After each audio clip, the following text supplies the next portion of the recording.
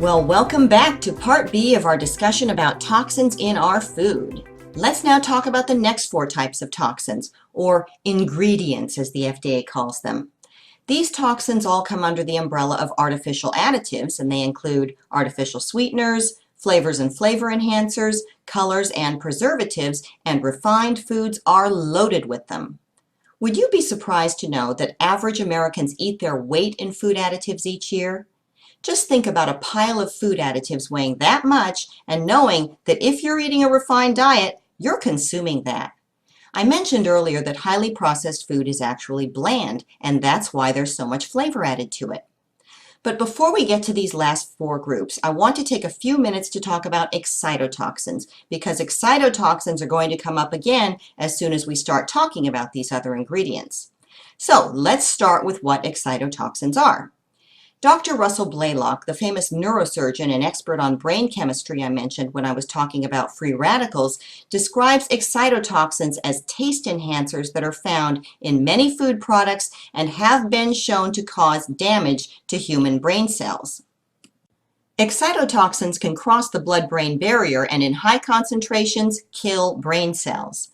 Of course, when we eat highly refined foods, we get them in high concentrations. So what is the blood-brain barrier? It's a semi-permeable barrier between the body and the brain that allows certain chemicals to enter the brain while keeping others out. In particular, Dr. Blaylock makes a point of noting that this barrier is not well developed in young children. Glutamate, aspartate, and cysteine are amino acids that Dr. Blaylock classifies as excitotoxins. These amino acids occur naturally in foods, and our brains also make glutamate, but in very controlled amounts. The problem occurs when we consume very large quantities from our food. Because these amino acids are heavily used in flavor enhancers, and refined foods are loaded with flavor enhancers, we're getting them in very high quantities. You've no doubt heard of monosodium glutamate, a very widely used flavor enhancer that's also an excitotoxin because it contains glutamate. Aspartate is in aspartame, which is NutraSweet. Think about all the products that you've eaten containing NutraSweet.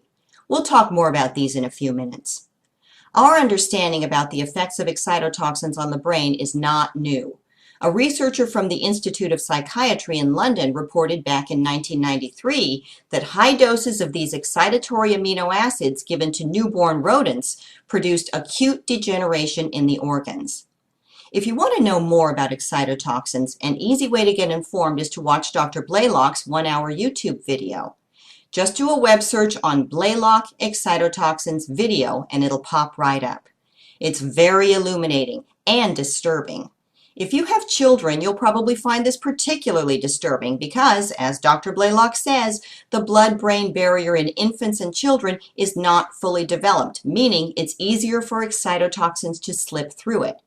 And you're going to find, as we start reading food labels, that there are plenty of excitotoxins in baby and children's food. I've also added a link to a very good interview with Dr. Blaylock on aspartame. Now let's move on and talk about artificial sweeteners. Artificial sweeteners are chemical cocktails used in most foods containing the words light, diet, low calorie, and no calorie. These sweeteners range from 200 to 600 times sweeter than sugar. And the perception is that they reduce calories and therefore they must lead to weight loss. However, no studies have ever linked these sweeteners to weight loss. In fact, people who use artificial sweeteners are heavier. They're more likely to have diabetes and more likely to be insulin resistant than people who don't. As I mentioned back when we were talking about caffeine, insulin resistance is the precursor to type 2 diabetes. The hallmark of a healthy metabolism is insulin sensitivity, so we definitely don't want to be insulin resistant. Let's talk about aspartame, which is NutraSweet. In the US, it's in most diet sodas and in other diet foods. Now, I get the sweet part because aspartame is hundreds of times sweeter than sugar, but what is the nutri supposed to imply? That it contains nutrients? Well, it doesn't. Quite the contrary, it's on this list of toxins for a reason, primary of which is it contains aspartate, which, as we just discussed, is an excitotoxin. Do you know someone who drinks a half a dozen diet sodas a day? A lot of people are addicted to diet soda, and because of that alone, they're consuming extremely high quantities of excitotoxins every day. Is it any wonder the FDA has received more complaints about aspartame than for all other foods combined? Between 78% and 85% of all FDA complaints by 1991, after aspartame had been on the market for 10 years. Now, how do you suppose the FDA dealt with this avalanche of complaints? It stopped categorizing complaints as aspartame grievances in 1992, so there are no data after this period about aspartame-specific complaints. So starting in 1992, aspartame grievances were logged under general categories, such as death or seizure. You might find it interesting to know that aspartame was pulled from the market in the 1970s and subsequently reapproved. Dr. Janet Hull is the author of the book Sweet Poison, which includes the history of aspartame, government reports and Senate hearings on aspartame safety, and case histories, including deaths. As she writes, quote, "Over the past 30 years, aspartame has been identified as a carcinogen, a chemical that eats holes in brain tissue, and a dangerous food additive during pregnancy. Aspartame has been proven in research studies to lower the IQ of a fetus an average of 20 points, to deform the cleft palate during fetal development, and to adversely affect brain and nerve development in a fetus. In the 1970s, aspartame was first approved by the FDA, but that approval was immediately rescinded when research was presented showing that aspartame ate holes in the brains of the lab animals at Washington University." End quote. Dr. Hull goes on to say, quote, "In October 1980, after great controversy and corporate pressure to reapprove aspartame, a public board of inquiry was impaneled by the FDA to evaluate aspartame safety. The board found that aspartame caused an unacceptable level of brain tumors in animals tested. Based on this fact, the board ruled that aspartame should not be added to the food supply. 1 year later, aspartame was shockingly granted approval." End quote. If you want to know more about aspartame, Dr. Hull's website, sweetpoison.com, has the most comprehensive collection of data and history on aspartame I have ever seen. Now let's talk about saccharin, which is in Sweet and Low in the U.S. Saccharin has a long and controversial past and has been shown to cause cancer in rats. Foods containing saccharin are required to display a warning on their labels stating, quote, "Use of this product may be hazardous to your health. This product contains saccharin, which has been determined to cause cancer in laboratory animals." End quote. Do you really want to eat it? Sucralose, which is Splenda, was introduced in 1998 and is in thousands of diet products. Sucralose was created by adding 3 chlorine molecules to a sugar molecule. However, the final product is a synthetic chemical that contains no sugar. Like aspartame and saccharin, sucralose is controversial and it has its supporters and its critics. However, a 2013 study conducted by the Ramazzini Institute in Italy linked a lifetime of sucralose consumption to increased leukemia risk in mice and called for further studies to ascertain its safety. In the U.S., the director of the Center for Science in the Public Interest stated that the Italian study warrants careful scrutiny before we can be confident that sucralose is safe for use in food. This led the center to downgrade its rating of sucralose from safe to caution. You can also see that the center's current ratings for aspartame and saccharin are a void for both. The bottom line for me is this. These chemicals have been proven through both studies and empirically to cause health problems, and I would not put any of them in my body, period. Many flavor enhancers are also excitotoxins. Remember I mentioned that refined food is actually very bland, so as you'll discover, most of it contains a lot of flavor enhancers. Just take a look at the ingredient labels on things like salad dressings, soups, broths, gravies, and refined frozen dinners, and you'll start seeing them in droves. The most common flavor enhancer is monosodium glutamate, or MSG, a known excitotoxin. Not only is MSG used liberally in refined foods, it's also used very commonly in restaurant foods, particularly in Asian foods. The box below shows some common symptoms of MSG toxicity. This list was compiled by a woman who had her own horrible experience with MSG toxicity for more than 20 years, and now she's become a consumer advocate with the mission to educate consumers on the dangers of MSG. Her website, The MSG Myth, is an excellent information source. Aside from MSG, many other flavor enhancers contain MSG. Food manufacturers are allowed to call a flavor enhancer containing MSG by another name if it contains less than 99% MSG. Only 99%. That makes sense. Here's a list of additives that Dr. Blaylock classifies as always containing MSG, in which case these would all be excitotoxins. Notice there are several ingredients starting with the word hydrolyzed, then there's one with autolyzed. These aren't by any means the only ingredients containing something that's hydrolyzed or autolyzed. This list is not exhaustive. There are also 2 ingredients with the word caseinate. You'll see these along with yeast extract over and over on food labels. This second box contains additives that often contain MSG. Here you see vague terms like bouillon, broth, stock, flavoring, seasoning, and natural flavoring. I mentioned these vague terms when I was talking about broth in our discussion of nourishing fluids. If you look at broth or bouillon labels, you'll very often see flavor enhancers that are excitotoxins. So if a food contains broth or bouillon, how do you know what's in that? Vague terms like this always raise a red flag for me. If a food contains natural flavoring, why don't they just say what that natural flavoring is? That should be simple enough. I've seen the term natural flavoring on things like blueberry yogurt.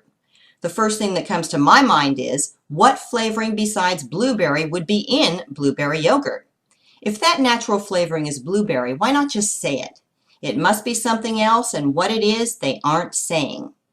This third box contains flavor enhancers that may contain MSG or other excitotoxins.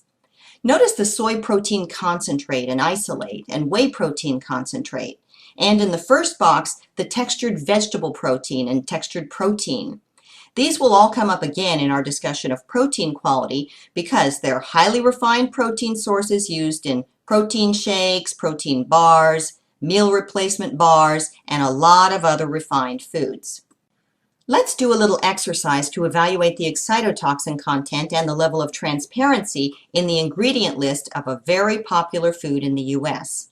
This is your introduction to label reading, and we'll be doing a lot more of this.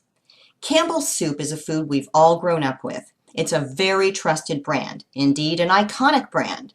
So let's take a look at the ingredients list on Campbell's Cream of Chicken Soup. I used to eat this one a lot when I was a kid, especially when I was sick. Did your mother give you Campbell's Soup when you were sick? Oh, the memories. I see 2 clear sources of excitotoxins here, monosodium glutamate and yeast extract. I also see 3 likely sources of excitotoxins, chicken stock, flavoring, and chicken flavor. Remember to question the vague terms. What kind of flavoring? And what exactly is chicken flavor? If it's chicken soup, wouldn't the chicken be sufficient to provide the chicken flavor? It's not chicken stock because that's already listed. And what's in the chicken stock? Then we have soy protein concentrate, which could also be a source of excitotoxins, and I'll add it's probably made from GMO soy. Remember that soy is one of the top 4 GMO crops. Now that we've evaluated the ingredients, I want to show you one more thing. First, let's gather a bit more information about this soup. 1 can is 12 ounces and it's condensed, so the directions call for adding 12 ounces of water to make a total of 24 ounces of soup. This would be about 2 good-sized bowls of soup. A half a cup, or 1/3 of the can, has 740 milligrams of sodium and 20 milligrams of potassium. Remember our discussion of the sodium to potassium ratio and how it should be at least 1:3. That means your potassium intake should be triple that of your sodium intake. The ratio in this soup is 37:1, meaning the sodium content is 3,700% higher than the potassium content. Because this can has 12 ounces, I'm going to multiply these values by 3 to calculate that the whole can has 2,220 milligrams of sodium and 60 milligrams of potassium. For comparison purposes, 1 teaspoon of salt contains 2,300 milligrams of sodium, so this can of soup contains about a teaspoon of salt. The American Heart Association's recommended daily allowance of sodium is 1,500 milligrams. So you would reach your entire daily limit by eating about 2/3 of a can of this soup. Now let's talk about transparency. There are already several vague terms in the ingredients list as well as a vague claim. Let's talk about the claim contains less than 2% of. Does this mean less than 2% for everything listed collectively from salt to butter, or does each ingredient equal less than 2% of the can individually? When I read this, I immediately assume it means that the collective list of ingredients equals less than 2% of the total ingredients, which seems like a tiny amount. What do you assume? Let's do a simple calculation to see if we can figure this out. Again, the can has 12 ounces of soup. 12 ounces of soup times 2% equals about 1/4 of an ounce, which equals 1/2 tablespoon or 1½ teaspoons. If all of the ingredients collectively from salt to butter equal 2%, 1/2 tablespoon would be the maximum amount since the term states less than 2%. We already know this can contains 1 teaspoon of salt, which leaves 1/2 teaspoon to account for all of the other ingredients that supposedly make up less than 2% of the product, including the chicken. Well, it's chicken soup, so they should include at least a little chicken, don't you think? Obviously, the claim less than 2% applies to each of the ingredients individually, not collectively. And that means there could be as much as 1½ teaspoons of monosodium glutamate, 1½ teaspoons of yeast extract, 1½ teaspoons of flavoring, and 1½ teaspoons of chicken flavor.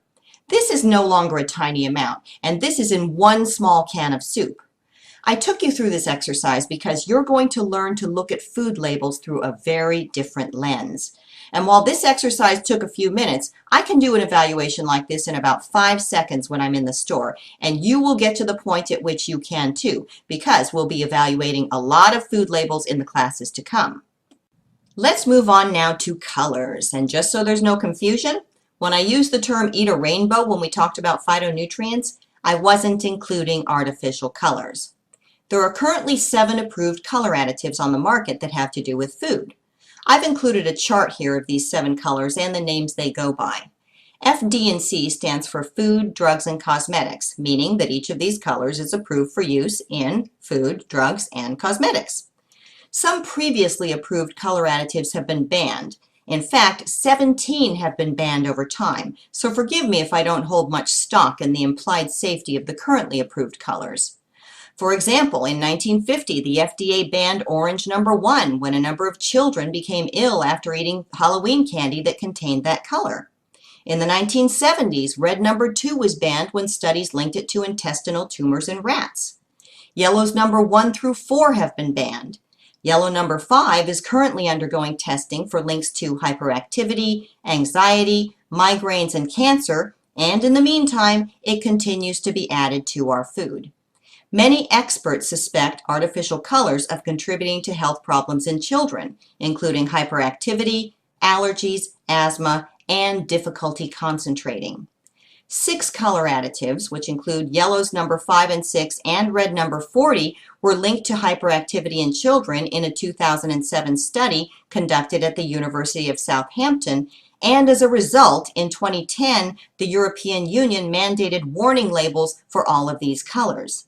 Here in the US, they're still approved for use in our foods without warning labels. Finally, preservatives. Many preservatives are used in refined foods to extend their shelf life. And of course, extending a product's shelf life is done to give it more time to sell. So it's a profit thing, as you'll find is typically the case. I'm going to talk about just a few preservatives that you commonly see on food labels, but there are a lot more of them. Ammonium sulfate is used in fertilizer and the production of printed circuit boards and in flame retardant.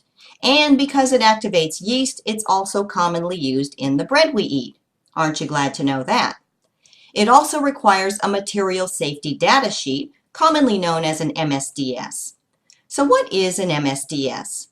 It's a document that contains information on a chemical's potential hazards, and the Federal Occupational Safety and Health Administration, which you know better as OSHA, requires all manufacturers of hazardous chemicals to have MSDSs for all of their chemical products. In fact, All of these preservatives have MSDSs, which means they're all potentially hazardous, and I've included some of the warnings documented in each. You've probably seen BHA and BHT on a lot of food labels. They're added to a lot of dry goods, such as cereals. But I was very surprised to learn that BHT is also used in jet fuel, rubber, and embalming fluid.